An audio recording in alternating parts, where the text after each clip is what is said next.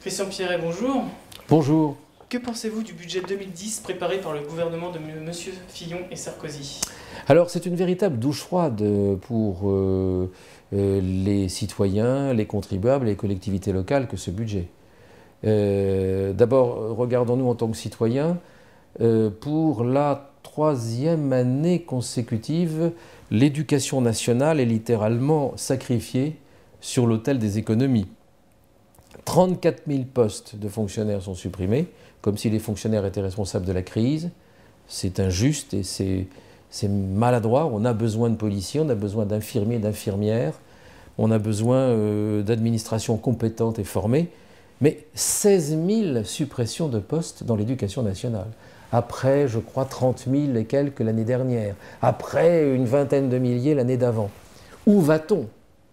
N'a-t-on pas vu dans ce pays que dès la classe maternelle jusqu'à l'université, on avait besoin d'enseignants qualifiés, d'enseignants en nombre suffisant, d'un encadrement toujours plus fort pour faire accéder ceux qui, dans leur famille ou dans la chance qu'ils ont eue dans la vie, ou la malchance plutôt qu'ils ont eue dans la vie, n'ont pas pu accéder à une culture suffisante pour leur permettre de s'adapter aux enjeux et aux défis de la mondialisation et de la croissance moderne. Quand on supprime 16 000 postes d'enseignants, on coupe un peu l'herbe sous le pied d'une France qui est celle de la créativité, de l'innovation et du progrès, et donc une France de la croissance. Je pense que c'est exactement dans le sens inverse qu'il faudrait aller. Et puis, ce budget, j'en regarde également les chiffres, c'est l'augmentation de 16 à 18 € du forfait hospitalier qui va peser sur le petit. On ne va pas à l'hôpital par plaisir. C'est la baisse du taux de remboursement de certains médicaments qui vont passer de 35% de remboursement à 15%. C'est la radiation d'un certain nombre de médicaments dits de confort et qui sont souvent bien nécessaires pour maintenir, je pense aux personnes âgées, pour maintenir une qualité de vie suffisante. Alors on les raye pour faire des économies souvent absurdes. Ce sont des déficits publics records. Nous avions pensé que le gouvernement aurait la sagesse de ne pas annoncer 2, 3, 4 milliards, ça dépend des semaines, mois après mois, semaine après semaine, des augmentations de dépenses ici ou là, et donc aurait la sagesse de ne pas creuser excessivement le déficit budgétaire, car un jour il faudra que le contribuable que vous êtes, que je suis, rembourse toute cette dette qui s'accumule, avec une dette record qui bat les records européens, avec 8,5% du produit intérieur brut constitué par la dette. C'est donc un gouvernement Fillon qui est le champion incontestable et incontesté de la dette. Je rappelle que lorsque la gauche était au gouvernement, nous avions réduit la proportion de la dette par rapport au PIB et nous avions cantonné le déficit budgétaire de manière tout à fait drastique, un peu au-dessus de 2%. On va être à 8,5% cette année. Et donc la gestion du déficit, de la dette publique, et puis surtout, ça va être une très mauvaise nouvelle pour les contribuables à la taxe professionnelle, les commerçants, les artisans, les petites et moyennes entreprises et l'ensemble du monde industriel, du monde des services et du monde de l'entreprise.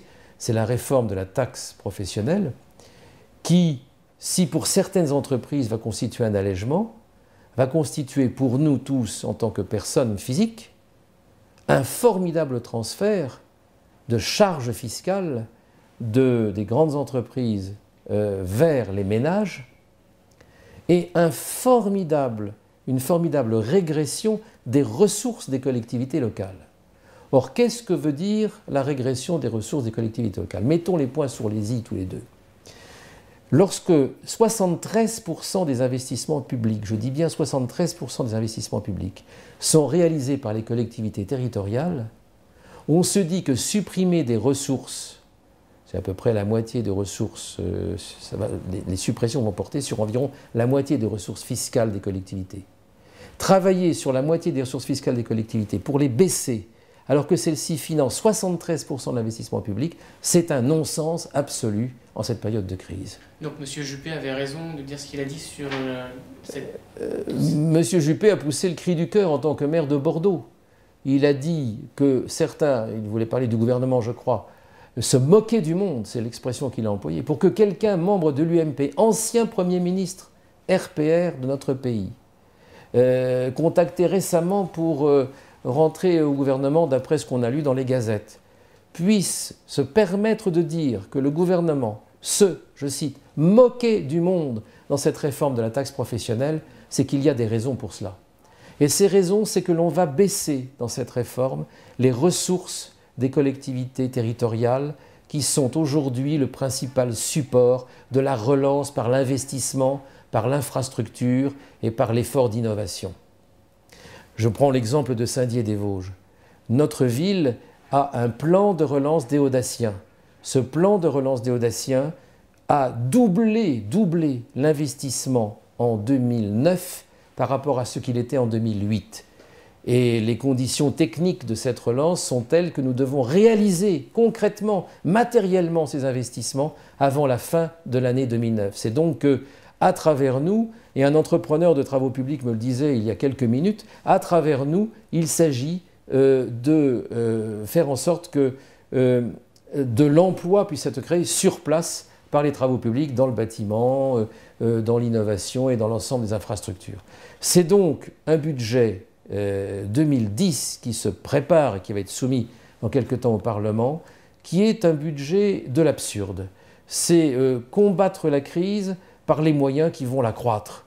C'est combattre la crise d'aujourd'hui par des moyens qui vont nous ruiner demain, l'évolution de la dette. C'est faire exactement l'inverse de ce qu'il faudrait faire. Aujourd'hui, il faut relancer l'innovation, il faut relancer l'entreprise, il faut relancer les capacités, et elles sont nombreuses, créatrices des Français. Il faut relancer l'éducation, la formation et la compétitivité de notre économie. Ce n'est pas du tout dans ce sens que se tourne le gouvernement.